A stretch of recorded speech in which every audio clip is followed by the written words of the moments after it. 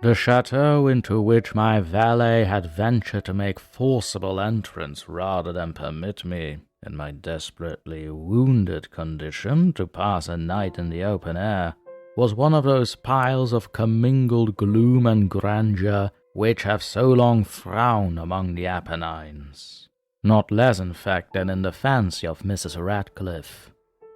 To all appearance, it had been temporarily and very lately abandoned. We established ourselves in one of the smallest and least sumptuously furnished apartments. It lay in a remote turret of the building. Its decorations were rich yet tattered and antique. Its walls were hung with tapestry and bedecked with manifold and multiform armorial trophies, together with an unusually great number of very spirited modern paintings in frames of rich golden arabesque. In these paintings, which depended from the walls not only in their main surfaces, but in the very many nooks which the bizarre architecture of the chateau rendered necessary, in these paintings my incipient delirium perhaps had caused me to take deep interest, so that I bade Pedro to close the heavy shutters of the room, since it was already night, to light the tongues of a tall candelabrum which stood by the head of my bed, and to throw open far and wide the fringed curtains of black velvet which enveloped the bed itself. I wished all this done that I might resign myself, if not to sleep, at least alternately to the contemplation of these pictures, and the perusal of a small volume which had been found upon the pillow, and which purported to criticize and describe them. Long, long I read, and devotedly I gazed. Rapidly and gloriously the hours flew by, and the deep midnight came. The position of the candelabrum displeased me, and outreaching my hand with difficulty, rather than disturb my slumbering valet, I placed it so as to throw its rays more fully upon the book. But the action produced an effect altogether unanticipated. The rays of the numerous candles, for there were many, now fell within a niche of the room which had hitherto been thrown into deep shade by one of the bedposts. I thus saw in vivid light a picture all unnoticed before. It was the portrait of a young girl, just ripening into womanhood. I glanced at the painting hurriedly, and then closed my eyes. Why I did this was not at first apparent, even to my own perception. But while my lids remained thus shut, I ran over in my mind my reason for so shutting them. It was an impulsive movement to gain time for thought, to make sure that my vision had not deceived me, to calm and subdue my fancy for a more sober, more certain gaze. In a very few moments, I again looked fixedly at the painting. That I now saw aright I could not and would not doubt, for the first flashing of the candles upon that canvas had seemed to dissipate the dreamy stupor which was stealing over my senses, and to startle me at once into waking life. The portrait, I have already said, was that of a young girl. It was a mere head and shoulders, done in what is technically termed a vignette manner, much in the style of the favourite heads of Sully. The arms, the bosom, and even the ends of the radiant hair melted imperceptibly into the vague yet deep shadow which formed the background of the whole. The frame was oval, richly gilded and filigreed in Moresque. As a thing of art, nothing could be more admirable than the painting itself. But it could have been neither the execution of the work nor the immortal beauty of the countenance, which had so suddenly and so vehemently moved me.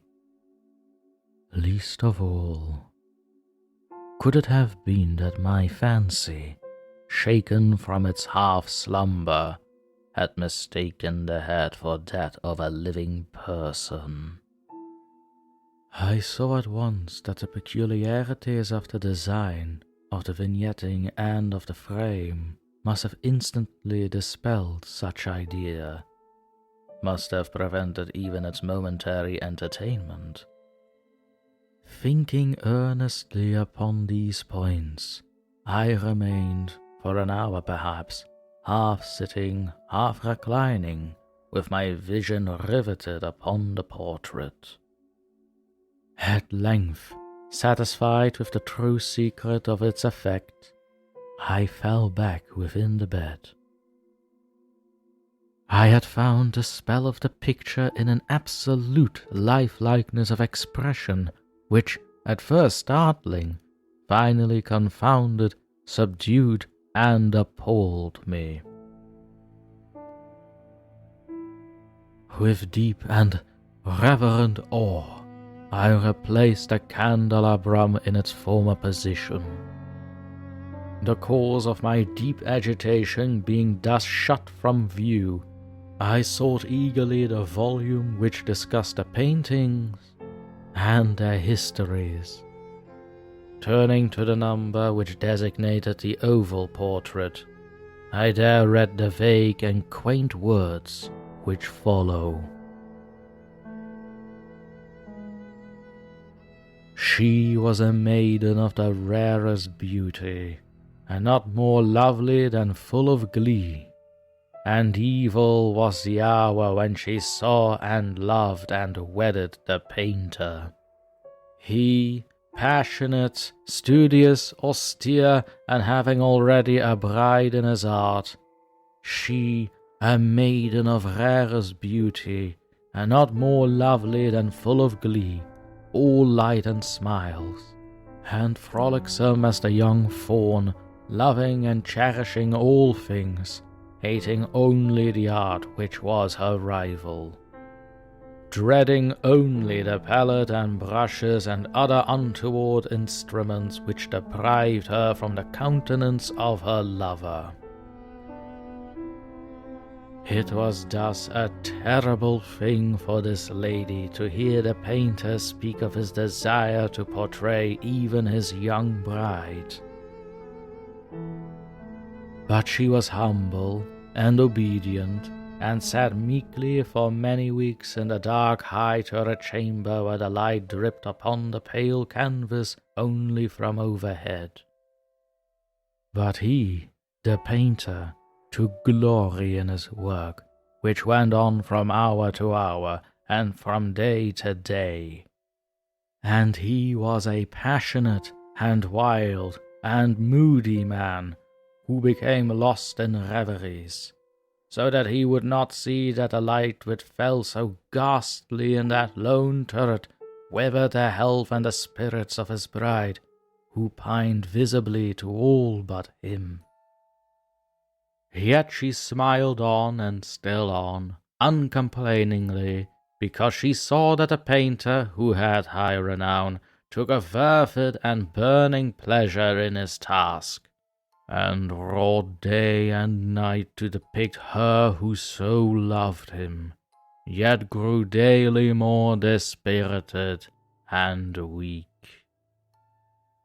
And in sooth, some who beheld the portrait spoke of its resemblance in low words, as of a mighty marvel, and a proof not less of the power of the painter than of his deep love for her, whom he depicted so surpassingly well. But at length, as the labour drew nearer to its conclusion, there were admitted none into the turret, for the painter had grown wild with the ardour of his work, and turned his eyes from canvas merely, even to regard the countenance of his wife. And he would not see that the tints which he spread upon the canvas were drawn from the cheeks of her who sate beside him. And when many weeks bad had passed, and but little remained to do save one brush upon the mouth and one tint upon the eye, the spirit of the lady again flickered up as the flame within the socket of the lamp. And then the brush was given, and then the tint was placed, and for one moment the painter stood entranced before the work which he had wrought. But in the next, while he yet gazed, he grew tremulous and very pallid, and aghast, and crying with a loud voice, "This is indeed life itself!" turned suddenly to regard his beloved.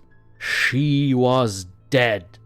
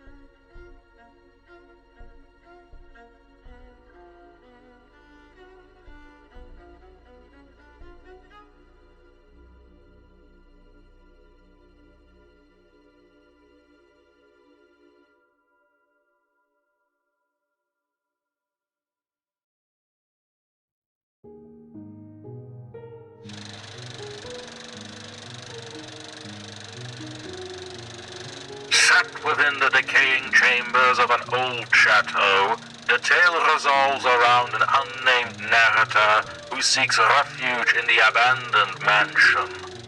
As one delves into the eerie atmosphere, they discover a portrait of a young woman in an oval frame. The tale takes a chilling turn as the man becomes engrossed in the story behind the portraits. The painting, it is revealed, was created by the mansion's former tenant, a passionate artist consumed by the desire to capture the essence of his young and beautiful wife. As the artist toils away on the painting, his devotion to his craft reaches a perilous extreme, leading to a tragic and haunting conclusion. The oval portrait is a compelling exploration of the sacrifices artists may make in their pursuit of perfection and the eerie consequences that may arise when creativity becomes an all-consuming obsession. I can only speculate, but I do believe the enamored painter has learned another valuable lesson. Time wasted is time, and in this case a life, forever lost.